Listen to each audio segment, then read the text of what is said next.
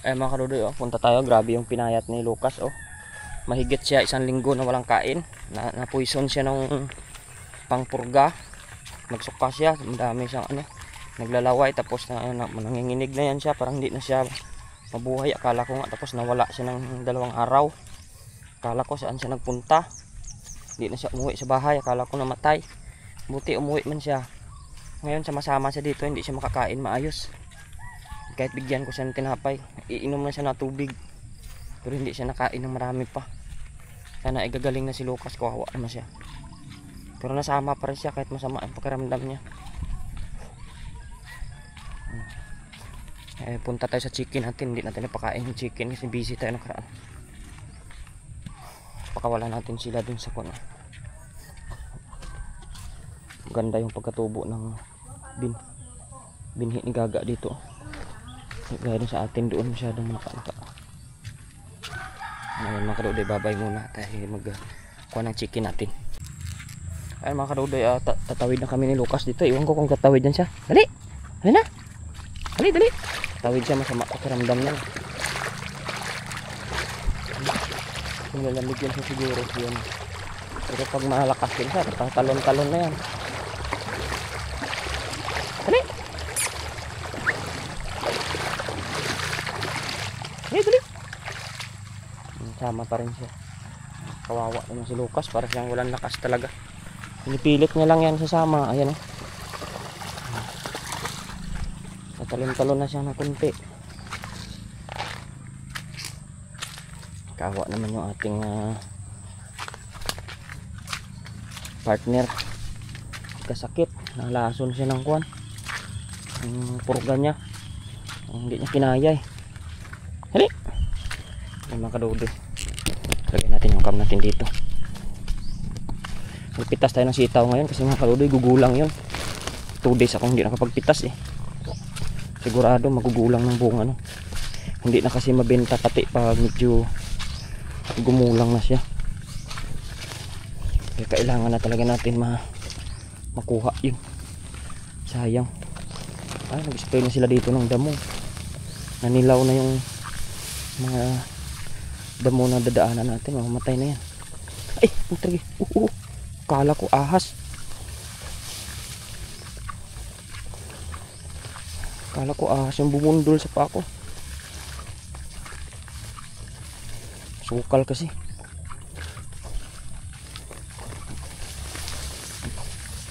Buti naman nakapag-spray na sila. Nag-ano na yung ibang damo dito eh. Talagang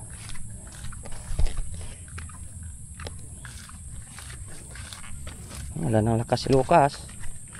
Matamla yung aking partner. Na ano kasi siya eh.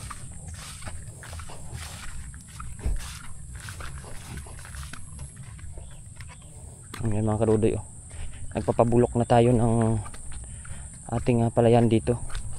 Kasi dito hybrid naman yung ibabanat natin dito.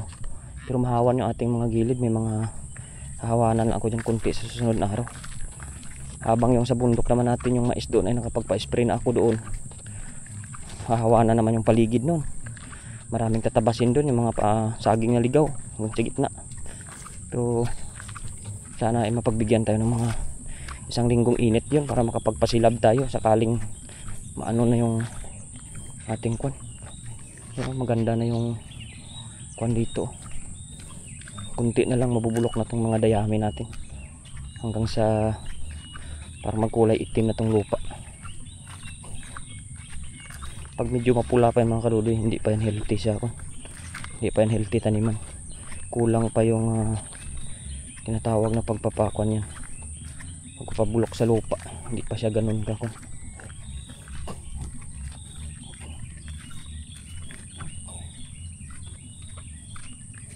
Yung ating mga sitaw doon, anihin na natin. Tapos kunin na lang natin yan sa susunod na mga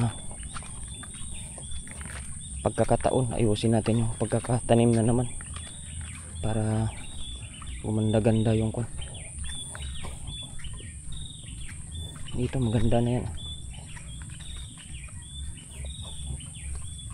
Bibisitahin din natin yung sa kabila. Malaki na yung karudoy. Pakuha na siya ngayon, 12 days. yung sabog natin doon sa kabila, pero medyo manaka-naka yun, pero gawa na lang natin paraan yun na mga mapagpataniman natin sa mga marunong doon para mahulipan yung mga kwan. Ano dito, maraming tubig na dito. Ayan. Kaya kwan din tayo dito.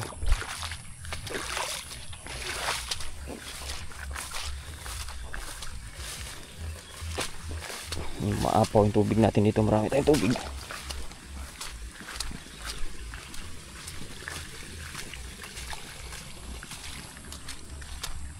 Kasi marami dun tubig galing sa taas kabila.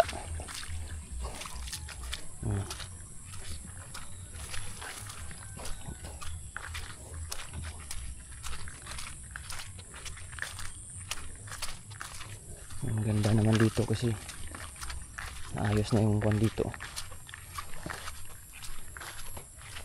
Kaya mga 2 linggo pa mga kadudoy siguro. Target natin dito November tayo tatanim dito, kalagitnaan siguro pwede na yun. Or mga line of 2. Para yung ani natin ay February. Ito yung ginamasa natin nakaraan, di ko pa nadugtungan. Kasi maganda naman talaga pag nagamasan sana. Ayun, ang daming ano doon. May ibon yan sigurado, ayun. Ang ganda yun, dinadapo ang ibon yan. Ang kanudo. Ikot-ikot muna natin sa kalabasa natin, medyo gumaganda yung dahon ng kalabasa pag inuulanan. Pinapagamasan ko itong mga kadudoy, busy lang yung tagagamas ko dyan. May ginagawa pa kasi kaya hindi na anuhan. Hindi siya makapagpagamas sa ano ang tanim natin dito.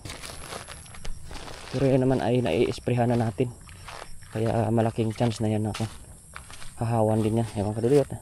Tapos pitas tayo, lalaki na. Gulang na nga. Oh. Baka hindi na ito mabili sa palengke pag ganito na to. Lalaki na eh. Humuhulma na yung buto eh. Dapat kasi yung mga parang ano lang siya. Parang pino pa lang ba. Ayun kasi yung gusto nila eh. Ano Lucas? Yung laruan mo dyan. Nakita yung laruan mo dyan. Kawawa na yung bisprin ko na. Yung ano ng kwan. Napuison. Yung kanyang purga. Pero hindi naman siya nagpapabaya. Inainom siya ng tubig kanina eh. Ano, malungkot ang bisi ko, hindi na naglalaro. Sama ang pagramdam niya eh. Ang haba-haba ng sitaw doon. Pag hindi natin nakukuhanan talaga. Ito langanin pa ito eh. Sabi ko na, gumugulang na pagkuhan ng kadodi, pitasin na natin. Pag hindi natin kasi nababalikan talaga. 2 days lang talaga. Sobrang gulang na. Parang hindi na magbibenta itong mga ganitong itsura eh. Sobrang gulang na ito, hindi na ito binibili. Hindi na ito binibili pag ano. Pero pitasin na lang natin para hindi siya makon. Aray ko. Aray. Kinagat pa ako sa liig. Pangit na kasi itong mga kadudoy pag may parang hulma-hulma na yung buto niya. Ayaw na binibili ng mga konto. Gusto nila gaganyan. Oh. Yan yung mga parang. Pero pag medyo hulma-hulma na yung buto, ayaw na nila anuhin. Pero hindi naman ito matigas eh. Masarap pa rin to. Ayaw lang kasi nila. Tingnan mo naman yan oh. Aray ko! Panay man kakagat tong mga to. Binabantayan talaga nila yung kwan. Sitaw, pag aanihin mo, galit yung kwan. Lagay natin mga kadoy sa sako. Nawala yung basket ko naman hawakan. Kaysa kaligpitan ng mga kwan doon na nakalimutan na kung saan na nailagay yun. Sako na lang natin. Okay lang ito kahit sako.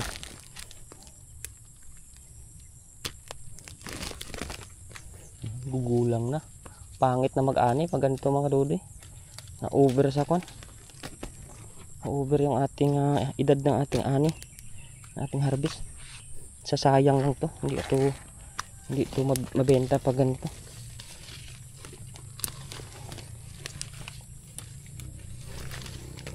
Yun pala mga kadudo, yung mga okasyon natin nakaraan ay 5 years death anniversary na tatay ko yun. Kaya yun ay nagpadasal sa kanya pagkaroon ng mesa para sa kanyang kalimang taon na mamayapa. Kaya nagkaroon kami ng padasal sa kanya. Uso kasi sa amin yan yung ganun kan. Parang inaalala pa rin natin yung mga mahal natin sa buhay kahit sila ay matagal na namayapa. Kahit every 5 years lang, hindi naman na masama yan na gagastos ka ng kaunti para sa mga yumaong sa buhay na kamag-anak. Hindi naman ibig sabihin na wala na sila ay hindi na natin sila pwedeng pagbigyan ng kaunting parang din natin yan sa kanila. Pag-alala at pagkaroon din ng pa rin sa kanila noong nabubuhay pa naman sila. Kaya dapat kahit paano kakaroon tayo ng pribadong padasal sa kanila. Meron si ibabaw, ang dami, hindi ko makuha. Gulang na, pangit na. Malungkot yung busy ko, hindi laro ng laro yan. Pero kung hindi masama ang pakiramdam yan, panay na ka kunyan din, sige nakalaro yan. Pero ngayon wala siya, behave siya. Sakit kasi yung kanya, sama ang pakiramdam niya kaya hindi siya nalaro. Pero nasama pa rin siya. Sama natin siya para magkaroon siya ng pagod. Kung nakaramdam siya ng pagod, kasi pag sa bahay yan, higa siya ng higa lang. Kasi pag nakaroon siya ng pagod yan, magugutom siya. Baka sakaling kumain siya ng marami. Kasi pag dito sa bahay, higa lang siya ng higa eh.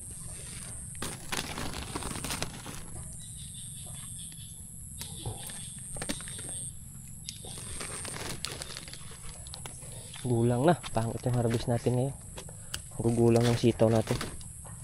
Hindi to maganda sa mga mamimili, ayaw nila ng ganito na edad ng sitaw. Yung bakat na yung buto niya, sabihin nila magulang na to masyado, pero ito yung malambot na kahit yung bispray niyang palaka hindi niya pinapansin. Hinahabol-habol niya yan kung kwan eh, kung hindi masama pakiramdam niya. Kas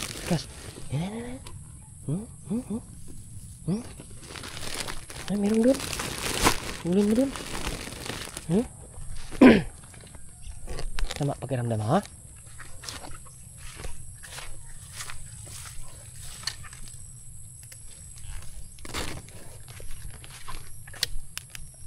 Sayang, marami sanang bunga. Pakuha na ito mga kalolo itong sitaw natin. Patapos na yung kanyang season. Maiiksi na yung bunga ng iba, gulang. Hindi na siya ganun ka-healthy. Pero ito naman kuhanin lang natin hanggat meron pa. Anihin pa rin natin.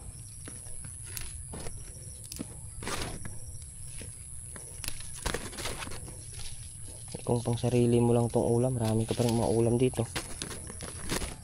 Ay, magugulang na.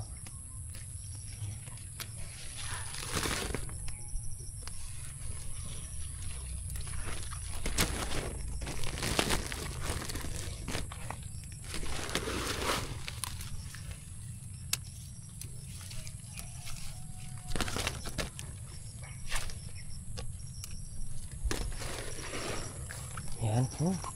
Ano ka? Nahiga-higa ka dyan.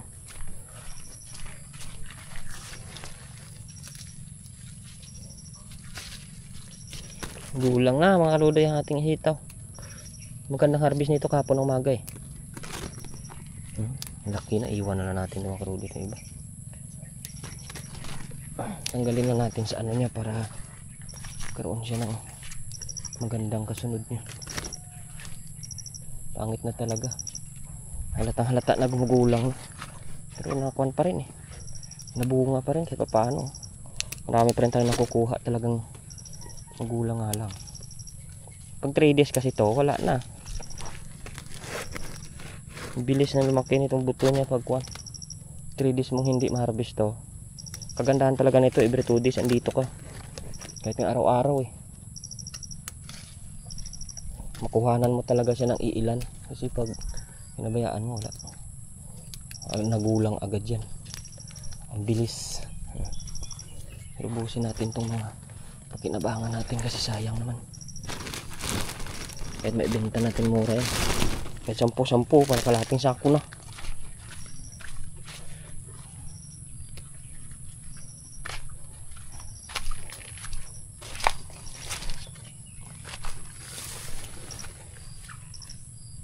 Dalhin natin siguro tong isang kalabasa doon mga kadudoy. Malaki na yun. Kahit dito marami ng kalabasa natin.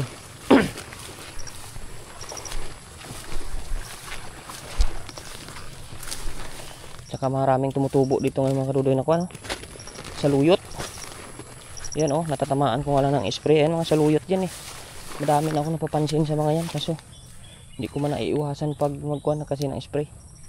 Kaya medyo ano yung dahon niya. Tsaka may saging kung kukuhanin. Ay, may puso naman saging doon oh. Kuhanin natin mga kadudoy, ulam yun. Ay, benta natin yun kasi binibili naman minsan nila yung mga puso ng saging. Sayang lang man din yun. Akitin natin doon mamaya pagtapos nating harvest ng sitaw. Itong harvest natin ng sitaw natin, paikot to eh. Hindi pwedeng hindi mo ikutin kasi may mga bunga dito sa labas.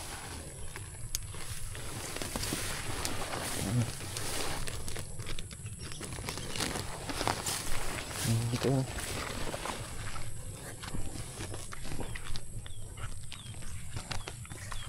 Yung mga kaluloy. Sa ibabaw yung iba, hindi ko naabot. Yan mo na. Tanim na lang tayo ulit ng panibago pag sakasakaling hindi natin nagbubunga.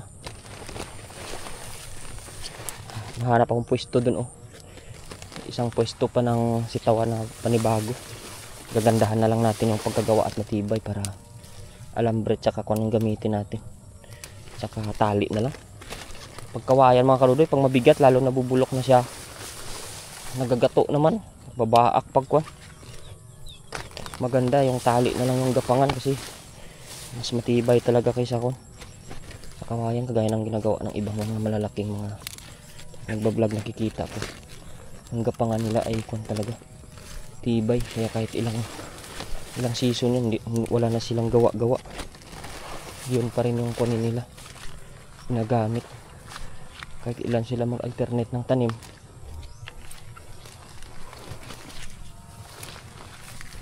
Kuhanin natin itong mamagulang mga kadudoy. Pagtatanggalin na lang natin. Iwan na lang natin sa labas. Ay, sobrang haba oh. So gumulang na eh. Dito. Yan oh, halos kalahating sako na yung sitaw natin. Kaduloy, kuhanin natin puso na saging. Tsaka pag iwan na muna natin to dito. Yan. Tapos mamaya pagbalik, try natin kung maaani na yung isang kalabasa doon. Tanggalin natin. Lucas, saan ka na? Kas, tara! Halika! Halika na ito, kuha tayong puso ng saging. May mga bunga dito mga kadudoy. Ay, mga lalaki din ang bunga. Babae pala. Ayun. Nabubulok kasi ito mga kadudoy pag hindi natin binubutasan. Ibutasan natin para mawala na tubig.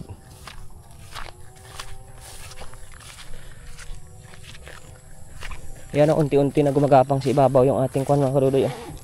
May kwan kasi ako dito, may patula. Pagdating ng panahon, ano to sa ibabaw. Yan. Sabi kasi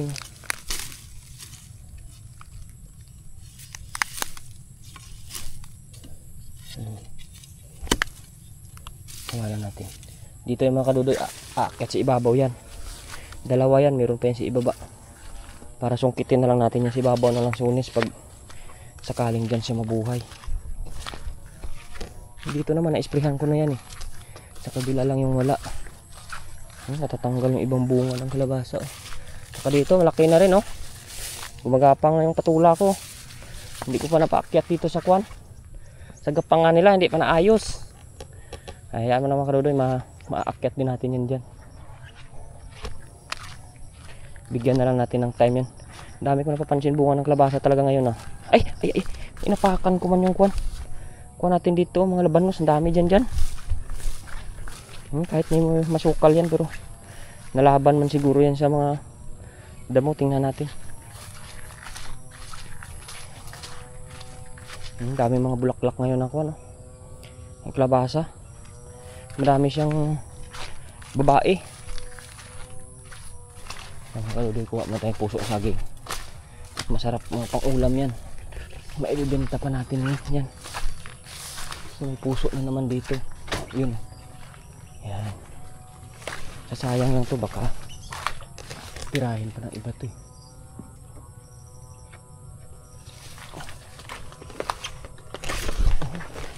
Ay, hindi ko may sungkit-sungkit. Mahina ang kalaban. Yun. Parang sa akin pababagsak ah. Yun, kuha natin mga kaduloy. Puso na saging. Yan. Yan, ang laki. 30 na naman to. Ano naman mga bunga ang kalabasa dito. Dami ng bunga ang kalabasa nga natin. Hawanan ko ngayon. Busy pa kasi yung makitaghawan ko eh. Nag-aanay pa kasi sila mais. Hawanan natin tapos abunuhan natin. Matagal to mamatay mga kaduloy itong alugbati. Pero yung labanos natin dito oh, parang hindi sila ano. Ano, best friend ka? Malungkot ka kasi masama pakiramdam. Tara. Gagaling ka lang man yan. Hinting tiis lang. Tara na. Hindi ko pa na ano yung gapangan ng kwan dito eh.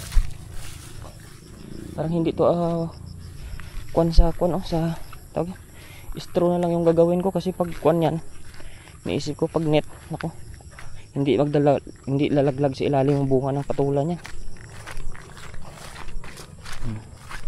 Kuha tayo, meron na tayo ngayong sitaw at saka kwan, sitaw at saka puso ng saging. Hanap tayong kalabasa dyan kuhanin na natin malaki mga kaduloy. Pwede na yan, baka maunahan pa tayo kahit hindi masyado magulang. Pwede na yun, malaki na, tagal man yun, malaki na kasi yun. Ito oh, malaki na kasi yung kalabasa natin yun. Ayun siya oh, yan. Pwede na yan, may hilo-hilo na siya. Ito yung malaking bungang kalabasa ko eh. Bibinta ko to ng mahal. Laki to. Ito yung pinakamalaki. Yan.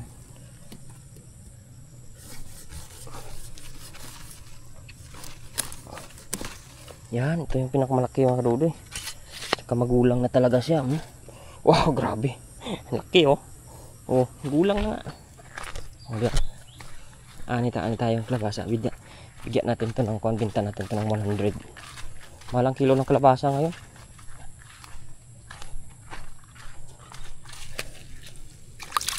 Gasan muna natin. Magulang na ito eh. Sakto na to. Ngayon may kuwan kasi dyan oh. May misa sa amin. Kaya maraming tao dyan mamaya. Maraming tao na samba dyan. Kaya tamang tama yan para maikuha nila. Ay. Ano yung harap ng kamera natin mga kaludoy. Hindi na usad. Ayan ang laki natin kalabasa. Yun. Laki. Ayan. Bye-bye na mga kaludoy. Tayo uwi na. At marami akong gagawin pa talaga. Busy pa talaga yung live. Kaya bye-bye na muna.